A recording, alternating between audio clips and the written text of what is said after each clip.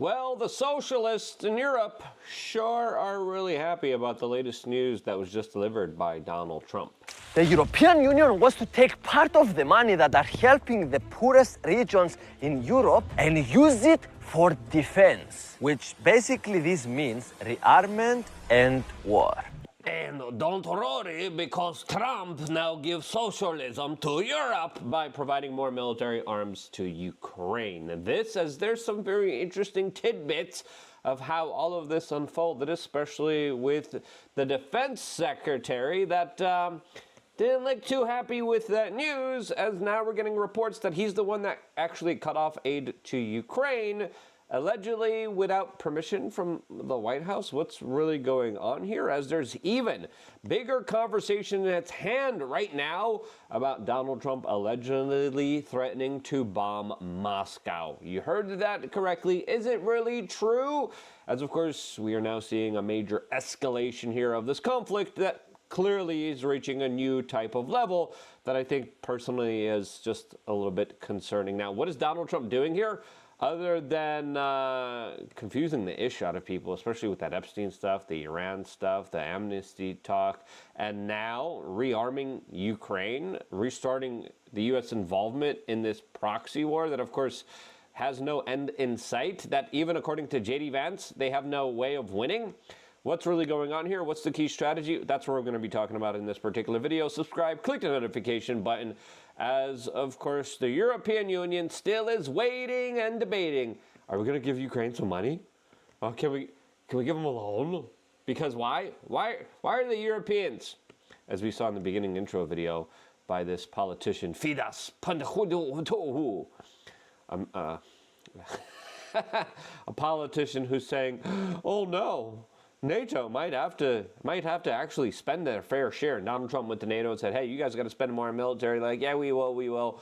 Empty words, empty rhetoric, as of course they're probably just trying to placate him, to be quite honest with you. As of course, the European leftist woke liberals that, of course, are empowered through the latest Palantir tech that has gone after their political right-wing rivals, as they're now more and more right-wing politicians and presidential candidates being imprisoned and arrested in Europe. The European left-wing liberals, again, have a very tough decision. On one hand, they want to talk crazy against Russia. They want to war with Russia, but they don't want to spend the money for it. They want America to spend the money for it. And guess what? Donald Trump just said, yeah, we got you. We'll spend the money, even though we had a raw mineral deal that isn't being followed through right now. We'll tell you about that in just a little bit. But the European liberal woke leftist politicians have to choose between welfare and warfare. And guess what? They love their welfare. They love their refugees. They love their mass migrant crisis that, of course, they love paying for because it helps them replace the current demographic that lives in Europe. They love how woke they are here.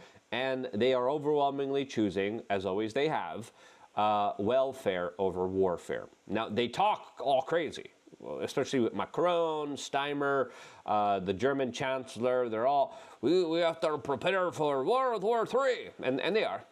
But when it comes to helping Ukraine, the United States has done the most. And guess what? We're going to be doing a lot more, as Trump now is publicly criticizing Vladimir Putin and promising to send more weapons, defensive and offensive weapons, to Volodymyr Zelensky, to Ukraine, which will only prolong this conflict, expand it, and make sure that it goes on for the foreseeable future, as of course just more Slavic men are going to be losing their lives here indiscriminately now.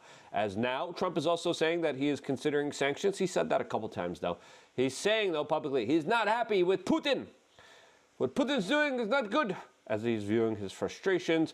He also had some tough words to say about Putin. He actually cursed when talking about Putin. We'll play that clip in a little bit as well here.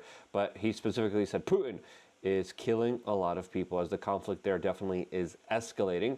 And according to CNN, there's leaked audio of Donald Trump saying that he is going to bomb the ish out of Moscow. In a newly surfaced fundraiser audio, Trump allegedly revealed that he told Putin and Xi behind closed doors that To tell Putin to stop invading Ukraine, Trump claimed that, quote, he would, if you go into Ukraine, we're going to, quote, bomb the ish out of Moscow.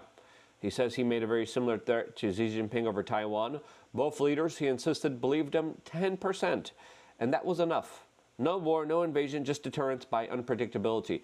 As Donald Trump's campaign has, of course, declined to address this. Now, is that the type of foreign policy that we have here? We're going to bomb the ish out of you. Saying that to nuclearly armed countries might not be the best strategy. Some people say it might be the best strategy. As right now, Michael Tracy says, and right on cue, arming Ukraine is, quote, America first. As the Pentagon spokesperson released the statement, yeah, we are going to be rearming Ukraine as the Russians have sent in a lot of their drones into Ukrainian airspaces. Of course, a lot of the missile defense systems, the drone defense systems, the Patriot missile systems were pulled from Ukraine and sent to the Middle East. A Middle East that is still very tumultuous, as Donald Trump, in that same type of press conference with Bibi Netanyahu, said, yeah, we could probably go start bombing Iran anytime now. And yeah, we are also going to help Ukraine here. There is reports of military shortages of equipment and stockpiles running short. Is that true? What's really going on here? We're going to answer that. We're going to show you more clips here from this press conference and Donald Trump saying some really bombastic things here. Before we do, check out wearechange.shop. We got a lot of great supplements, vitamin C. Listen, vitamin C, great for your immune system. You could get it from Amazon, unknown sources from China with fake labels, fake companies pretending to be the real companies, or you could get it from us. We mail it and ship it directly. I can't recommend vitamin C enough. It's a great immune booster, great antioxidant, great for collagen, great for skin. We have the liposol complex, so you got to eat it with fat. Get it, wearechange.shop, and support us and support yourself in your own independent health journey. Now, let's get back to this video because there's so many things to particularly discuss here. As I thought the body language here by the defense secretary and the CIA guy were very telling, because you look and you see Pete Hegseth. Listen, J.D. Vance is pissed at this too. Tulsi Gabbard's pissed. Pete Hegseth pissed. The CIA director smiling. As the CIA director, that guy probably has the Epstein files, by the way, too. But Pete Hegseth and J.D. Vance, two big pillars of the Trump administration, really do not want this war in Ukraine. We also heard that they were one of the main few opposition figures. Tulsi, Vance, and Pete Hegseth were the ones saying, hey, can we please not bomb Iran? Can we please not put us on the precipice of big conflict? Can we please not do that? But look at the body language here. Pete Hegseth looks like he is pissed. The CIA director breathes a sigh of relief and smiles. That tells you everything you need to know. The CIA director happy that there's going to be more war and more weapons sent? Who would have thought? Are you planning to send more weapons to Ukraine? We're going to send some more weapons. We have to. Look at Pete Hegseth's like, oh. And the CIA guy's like, They have to be able to defend themselves. They're getting hit very hard now. They're getting hit very hard. We're going to have to send more weapons. Yeah, defensive weapons primarily, but they're getting hit very, very hard. Oh, crap. Again, we reported on Donald Trump kind of announcing this as the Daily Mail writes, Trump publicly burns Pete Hegseth with major U-turn on Ukraine weapons stance. As President Trump created, quote, an awkward moment with his top cabinet secretary as he announced a major policy change to the Ukraine-Russian war. Trump's stunning U-turn came at an evening meeting with Israeli Prime Minister Benjamin Netanyahu, who he called the greatest human being on earth. Right after declaring Epstein was just a regular Joe. He wasn't blackmailing anyone. He wasn't extorting anyone. And he absolutely took himself out. Because an average Joe just does that and has every reason to do that.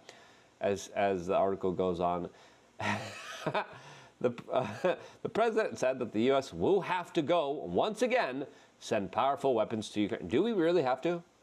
You know, if we keep sending more weapons, that means this war continues. That means this war expands. That means more young Slavic men will lose their lives. What are they losing their lives for? As of course, listen, there could be a deal, there could be a resolution, but we keep goading, we keep telling Ukraine to do these kind of radical stunts that win them PR victories. But when we look at the scale of this war, when we look at the village by village, town by town forms of warfare, the Russians are winning. They're getting more significant territory. A lot of news reporting is they do meat wave attacks. They don't.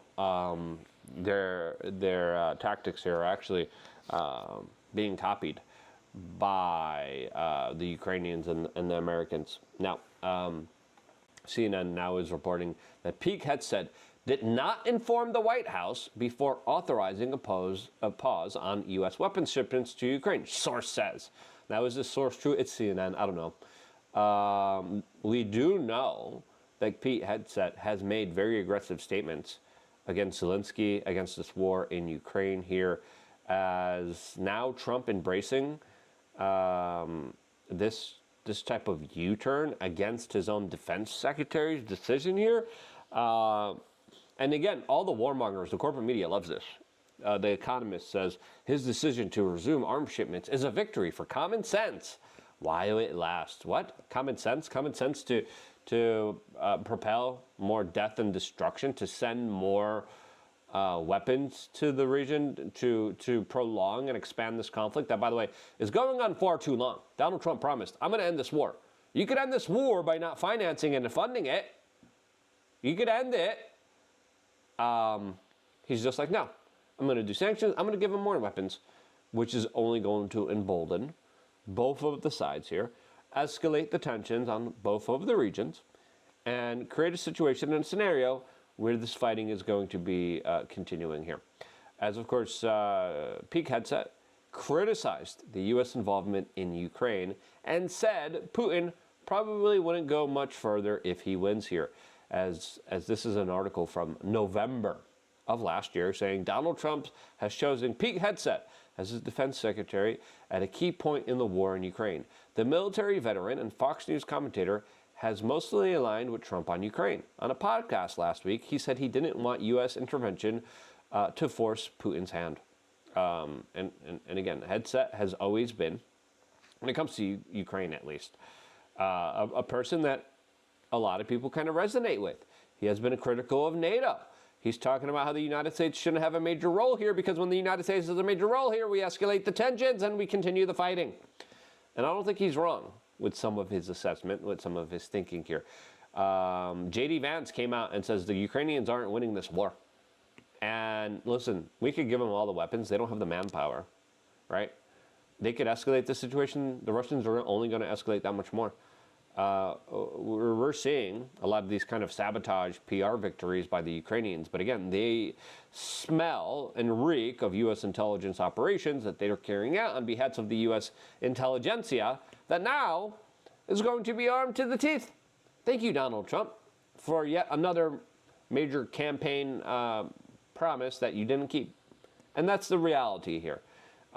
Especially with this situation that clearly Pete Hegseth, J.D. Vance, Tulsi Gabbard, and a lot of other people are really not happy about. As earlier today, Donald Trump was talking about, I don't know who paused the weapon shipments to Ukraine.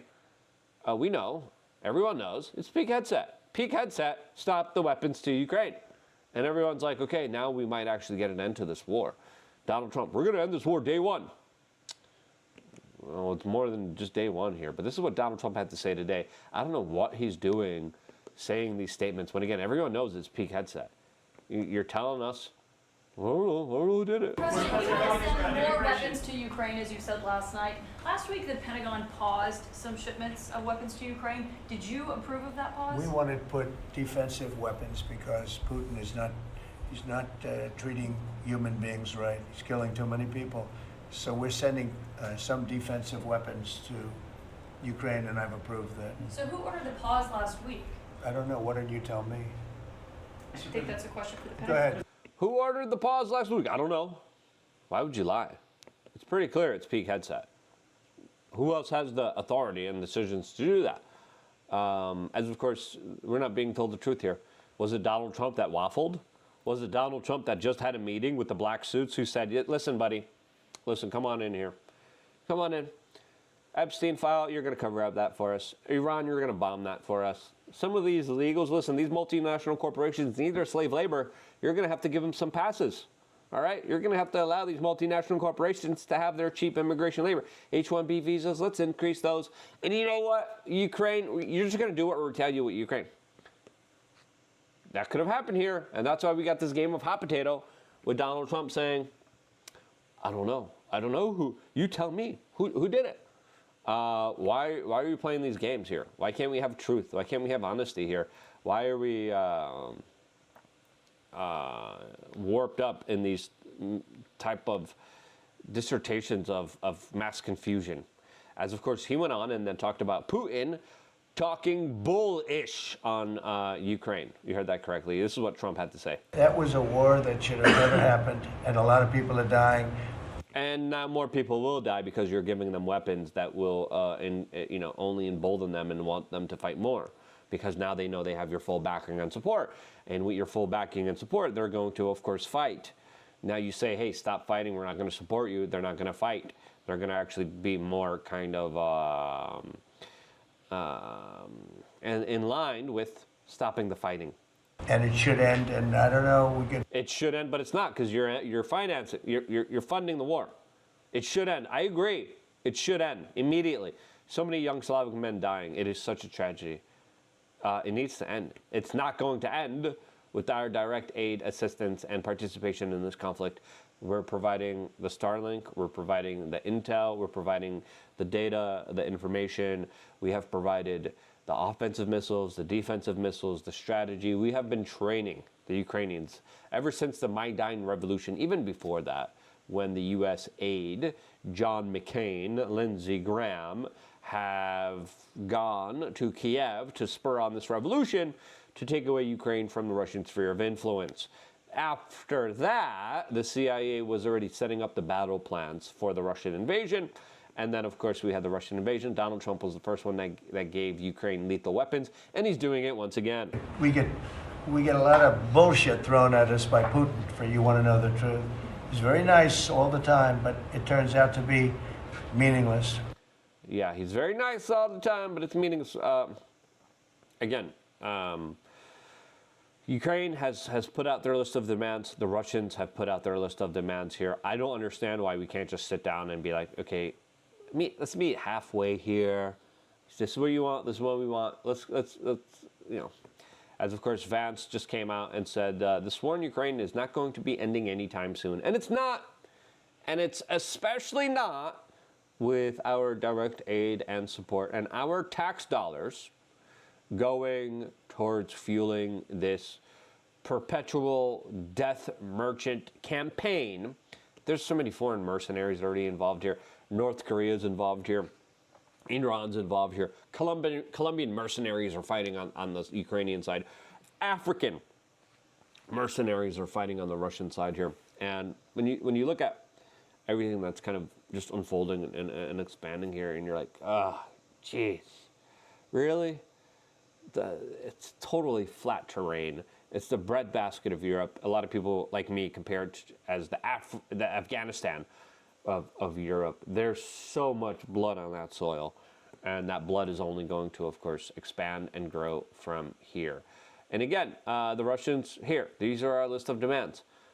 Listen, now whatever you might think of the Russian list of demands, I think the Ukrainians need to make some concessions. The Russians need to make some concessions. When we look at this specific war here, obviously the Russians saw their kind of opportunity, especially with Donald Trump now allocating a lot of the resources to Iran here. And they said, yeah, we're going to take this opportunity here. As again, Russia has been utilizing a lot of their missile systems, a lot of their drones, and the Ukrainians can't even defend themselves against them. Listen, this is not an easy situation. This is a situation that will not be resolved anytime soon, especially with Donald Trump making the U-turn, especially with our direct aid and assistance. It's pretty clear here Donald Trump is not really telling us the truth, especially when it comes to who made the decision to stop the aid. Now we're continuing the aid. It's just an right cluster F, and it's a sad situation. Listen, I don't want Ukrainian men, I don't want Russian men, I don't want any Slavic men losing their lives here. The population of Slavic men down the drain. It's bad. And it's that much worse with this perpetual continued conflict, which is going to be continuing on with the jeer and the total exulement and the total happiness of the CIA and the military-industrial complex. Those people have gotten their way too much. Take care of your immune system. Get some vitamin C. I got some in my vitamin pack. And again, vitamin C is something that you should just take once in a while to increase. If you feel something's coming on, get some vitamin C in your life here. That is, and take it easy and relax and maybe take a bath. Maybe do some Epsom salts. Maybe, try to take it easy. Maybe try to prioritize your sleep there for a little bit. Maybe do some common sense things. That's because not a lot of people do a lot of common sense things. Especially now with perpetual war at our footsteps that could escalate and destroy the world many times over. I like to stockpile on my supplements personally. If you do too, we are Change.shop. Support us, support yourself. I love you guys. Stay tuned for more. All here exclusively on youtube.com/wearechange.